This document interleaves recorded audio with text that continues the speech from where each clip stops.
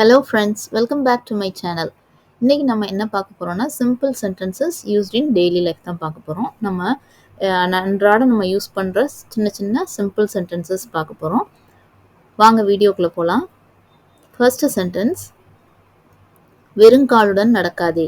இப்போ நம்ம செப்பல்லாம் போடாம நடந்தா சொல்லுவாங்கல்ல, வெறுங்காலில் நடக்காத, இப்போ கீழே முள் இருந்துச்சுன்னா குத்திடும் அப்படின்னு சொல்றதுக்கு வெறுங்காலில் நடக்காத அப்படின்னு சொல்லுவாங்க. அதை எப்படி இங்கிலீஷில் சொல்றதுன்னு பார்க்கலாம். Don't walk barefoot. Barefootனா வெறுங்கால் அப்படின்னு அர்த்தம். Don't walkனா நடக்காத. Don't walk barefoot. Next sentence, நான் இப்போது பழகிவிட்டேன். இப்போ ஏதாவது ஒரு நமக்கு அந்த பழக்கமே இருக்காது. ஆனால் இப்போ வர வர நம்ம அதையே பழகிட்டோம் அப்படின்னா அதை எப்படி இங்கிலீஷில் சொல்லுவோம்? I used to it now. நான் அந்த பழக்கத்துக்கு வந்துட்டேன், அது மாதிரி யூஸ் பண்ண நான் பழகிட்டேன் அப்படின்னு சொல்லுவோம்ல, அதுக்கு தான் I used to it now அப்படின்னு யூஸ் பண்ணுவோம். நான் இப்போது பழகிவிட்டேன். நெக்ஸ்ட் சென்டென்ஸ், எனக்கு மயக்கம் வருகிறது.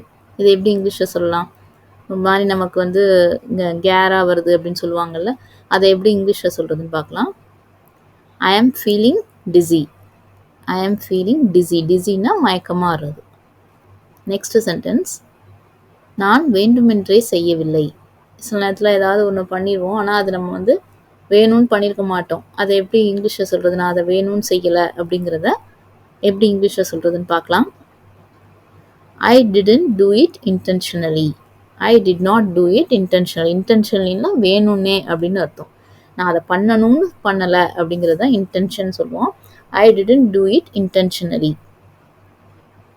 நெக்ஸ்ட் சென்டென்ஸ், உனக்காக நான் அவரை மன்னிக்கிறேன். இதை எப்படி இங்கிலீஷில் சொல்லலாம்? I forgive him for the sake of you. Forgiveனா மன்னிக்கிறது உங்களுக்கு தெரியும். நான் அவனை மன்னிக்கிறேன். I forgive him for the sake of youனா உனக்காக அப்படின்னு அர்த்தம். உனக்காகங்கிறது தான் for the sake of you. I forgive him for the sake of you.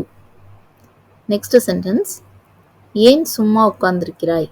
இப்போ சொல்லுவோம்ல, எதுவுமே பண்ணாமல் சும்மா உட்காந்தாங்கன்னா, ஏன் சும்மா உட்காந்துருக்க, ஏதாவது பண்ணலாம்ல வேலை அப்படின்னு சொல்லுவோம்ல, ஏன் சும்மா உட்காந்துருக்குற அப்படிங்கிறதுக்கு இங்கிலீஷில் என்னன்னு பார்க்கலாம். Why are you sitting idle? ஐடில்னா ஒன்றுமே பண்ணாமல் சும்மா இருக்கிறது. Why are you sitting idleனா ஏன் சும்மா உட்காந்துருக்குற அப்படின்னு அர்த்தம். நெக்ஸ்ட் சென்டென்ஸ், எங்கேயும் போகாதே. இதை எப்படி இங்கிலீஷில் சொல்லலாம்? எங்கேயும் போயிடாத, நான் வந்துடுறேன் அப்படின்னு சொல்லுவோம்ல, நம்ம சின்ன பிள்ளைங்களாம் இருந்தால் எங்கேயும் போயிடாத, இங்கே இரு அப்படின்னு சொல்கிறது. எங்கேயும் போகாத அப்படிங்கிறதுக்கு don't go anywhere. Don't go anywhere. Next sentence, நான் போக வேண்டும். இப்போ நான் போய் தான் ஆகணும், நான் போகணும் அப்படின்னு சொல்கிறாங்கன்னு வச்சுக்கோங்களேன், அதை எப்படி இங்கிலீஷில் சொல்கிறது? I have to go. நான் போக வேண்டும். I have to go. நான் கண்டிப்பாக போய் தான் ஆவேன் அப்படின்னு சொல்லுவாங்கல்ல, அதை I have to go அப்படின்னு சொல்லலாம். நெக்ஸ்ட் சென்டென்ஸ், இது மிகவும் சுவையாக இருக்கிறது. இதை எப்படி சொல்லலாம் இங்கிலீஷில்?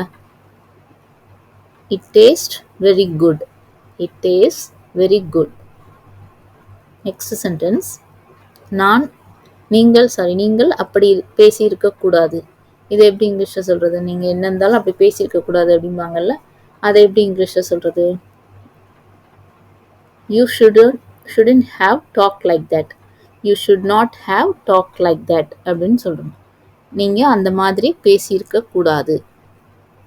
You should not have talked like that.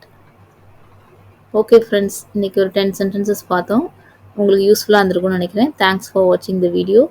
மறக்காமல் சேனல் சப்ஸ்கிரைப் பண்ணிவிட்டு பாருங்கள். பிடிச்சிருந்தா லைக் பண்ணுங்கள், ஷேர் பண்ணுங்கள், கமெண்ட் பண்ணுங்கள். ப்ரீவியஸ் வீடியோவோட லிங்க் டிஸ்கிரிப்ஷன் பாக்ஸில் இருக்குது. பார்க்காதவங்க கிளிக் பண்ணி பாருங்கள். Bye friends.